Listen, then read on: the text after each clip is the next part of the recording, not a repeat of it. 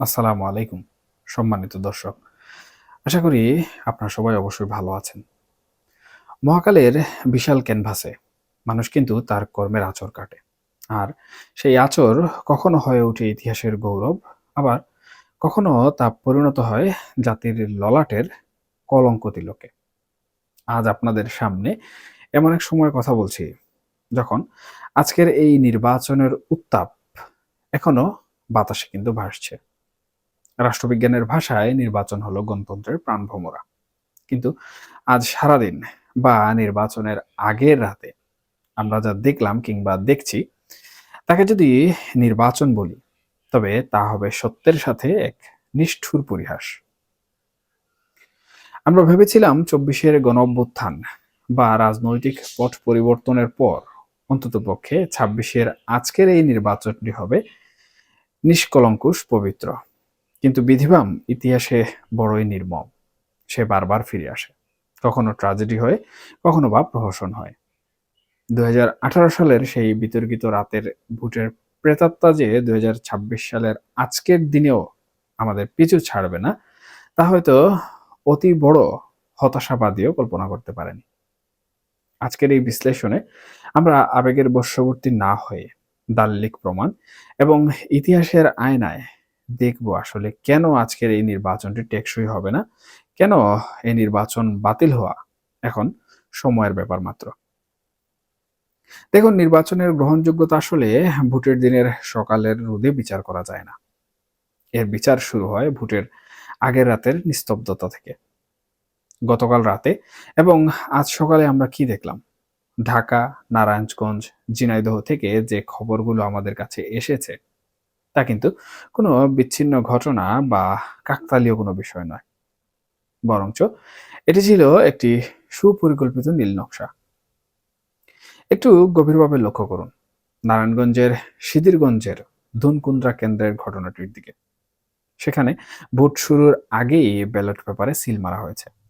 যখন একজন ভোটার কেন্দ্রে যাওয়ার আগেই তার ভাগ্য নির্ধারিত হয়ে যায়, টেবিলের উপর ব্যালট বিছিয়ে যখন সিল মারার উৎসব চলে, তখন তাকে আর ভোটাধিকার বলা চলে না, একে বলা চলে দাসত্ব। আর ঢাকা ৬ আসনের জুবিলি স্কুল কেন্দ্রে গতরাতে যা ঘটেছে, তা তো প্রশাসনিক দেউলিয়ত্বের চূড়ান্ত নির্দেশনা। আইনশৃঙ্খলা রক্ষাকারী বাহিনীর উপস্থিতিতেই ব্যালট বাক্সের সংরক্ষিত রুমে বহিরাগতদের প্রবেশ এবং মেকানিজমের চেষ্টা। এটি প্রমাণ করে যে রাষ্ট্রযন্ত্রের একটি অংশ এখনো নিরপেক্ষ হতে শেখেনি।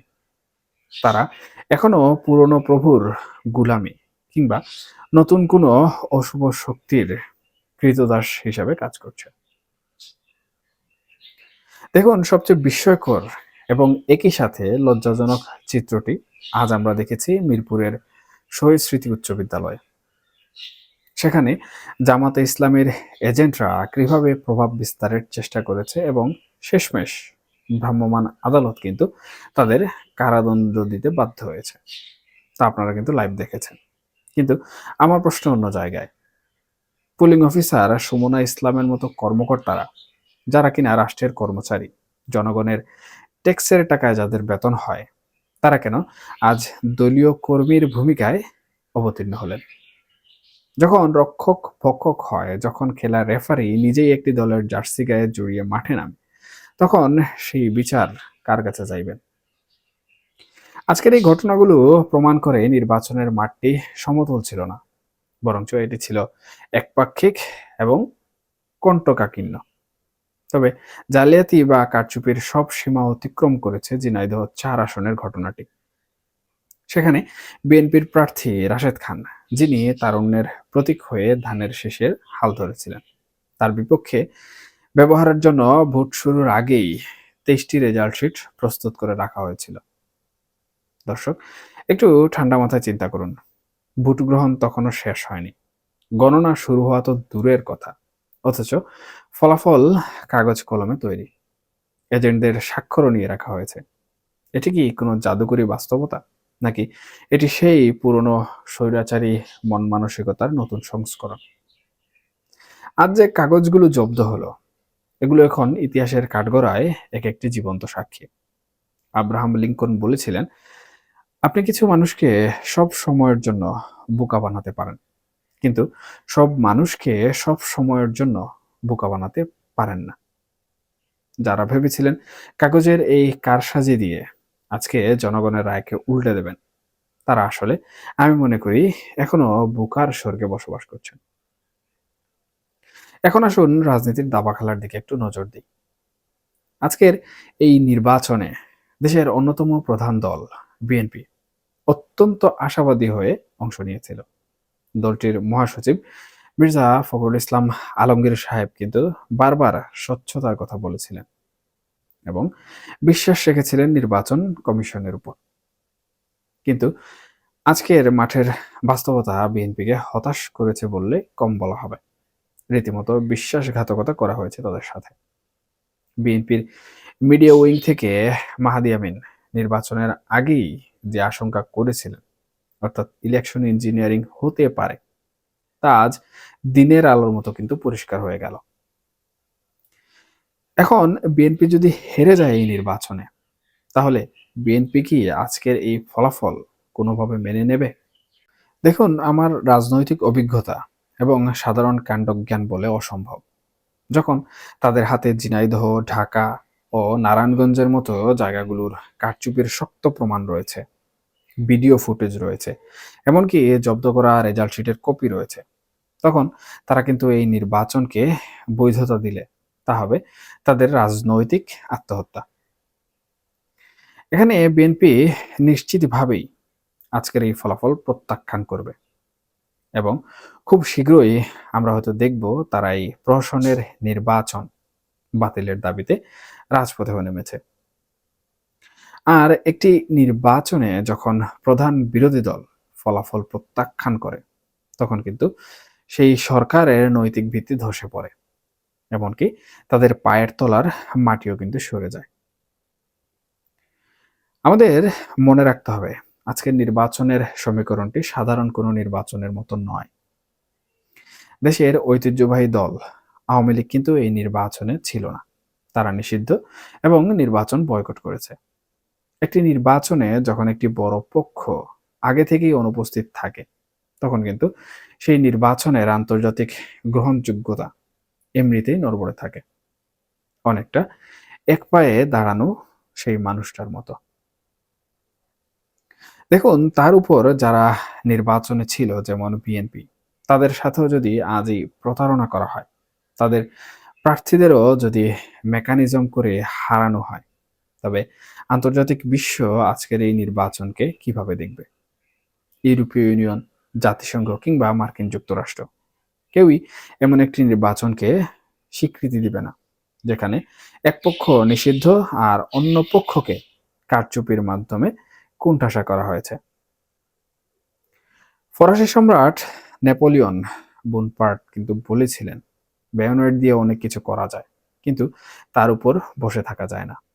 আর যারা ভাবছেন প্রশাসনকে ব্যবহার করে রাতের আধারে ব্যালট ভরে ক্ষমতায় টিকে থাকবেন, তারা হয়তো জানেন না আন্তর্জাতিক চাপ এবং অভ্যন্তরীণ রাজনৈতিক অস্থিরতা আজকের এই নির্বাচনকে ইতিহাসের আস্থা করে কিন্তু নিক্ষেপ করবে। আমরা যদি ইতিহাসের দিকে একটু তাকাই, তাহলে আমরা দেখি এই ভূখণ্ডের মানুষ কখনোই কিন্তু চুরির নির্বাচন মেনে নেয়নি। ১৯৫৪ সালের যুক্তফ্রন্টের জোয়ারে মুসলিম লীগ ভেসে গিয়েছিল, কারণ তারা জনবিচ্ছিন্ন ছিল। ১৯৯৬ সালের ১৫ই ফেব্রুয়ারির একদলীয় নির্বাচন টেকেনি, মাত্র কয়েকদিনের মাথায় তা বাতিল করতে হয়েছিল। ২০০৭ সালের ২২শে জানুয়ারির সাজানো নির্বাচনও কিন্তু আলোর মুখ দেখেনি। বাঙালির ইতিহাস হলো দ্রোহের ইতিহাস। এই জাতি আইয়ুব খানের উন্নয়ন মেনেছিল, কিন্তু ভোটাধিকার হরণ মেনে নেয়নি। আজ ২০২৬ সালে দাঁড়িয়ে যারা ভাবছেন চতুর্য দিয়ে সত্যকে ঢেকে রাখবেন, তারা ভুল করছেন। ক্ষমতার মসনদ কোনো চিরস্থায়ী বন্দোবস্ত নয়, জনগণের ম্যান্ডেট ছাড়া। আজ যারা ব্যালট চুরির মাধ্যমে ক্ষমতায় আসতে চাইছে, তাদেরও কিন্তু পতন অনিবার্য। দেখুন, আজকের এই নির্বাচন কেন বাতিল হবে, তার প্রধান কারণ হলো এর নৈতিক ভিত্তি দুর্বল। একটি ভবনের ভিত্তি যদি নড়বড়ে হয়, তবে তার উপর ইমারত গড়া যায় না। যে নির্বাচনের আগের রাতে পোলিং অফিসার গ্রেফতার হয়, যে নির্বাচনে ভোট শুরুর আগেই রেজাল্ট শিট জব্দ হয়, সেই নির্বাচনের ফলাফল কিন্তু কোনো বিবেকবান নাগরিকের কাছে কোনোভাবেই গ্রহণযোগ্য হতে পারে না। এই নির্বাচন বাতিল হওয়া এখন কেবল আইনি প্রক্রিয়া বা সময়ের দাবি নয়, এটি ন্যায় বিচারের দাবি। এবং আমি নিশ্চিত খুব শীঘ্রই আমরা দেখব প্রবল জনমতের চাপে এবং রাজনৈতিক দলগুলোর বর্জনের মুখে নির্বাচন কমিশনকে হয়তোবা বাধ্য হয়ে আজকের এই প্রহসনের নির্বাচন বাতিল ঘোষণা করতে হবে। তবে বিএনপি যদি পাশ করে, তাহলে জামাতের বিষয়টা ভিন্ন হতে পারে। পরিশেষে একটি কথাই বলবো, সত্য সূর্যের মতো, মেঘ দিয়ে তাকে হয়তোবা ক্ষণিকের জন্য আড়াল করা যায়, কিন্তু তার বিচ্ছুরণকে রোধ করা যায় না। আজকের এই জালিয়াতির নির্বাচন অনেকটা মেঘের মতো, যা খুব দ্রুতই কেটে যাবে এবং একটি স্বচ্ছ, নিরপেক্ষ ও অংশগ্রহণমূলক নির্বাচনের সূর্য এই বাংলার আকাশে উদিত হবে। কারণ চুরি করে ক্ষমতায় যাওয়া যায়, কিন্তু মানুষের হৃদয়ে জায়গা পাওয়া যায় না। আর রাজনীতিতে মানুষের হৃদয় হলো শেষ কথা। এতক্ষণ ধৈর্য ধরে আজকের এই বিশ্লেষণটি শোনার জন্য আপনাদের সবাইকে ধন্যবাদ। সবাই ভালো থাকবেন, সত্যের সাথে থাকবেন, অবশ্যই অবশ্যই নিরাপদে থাকবেন। আল্লাহ হাফেজ।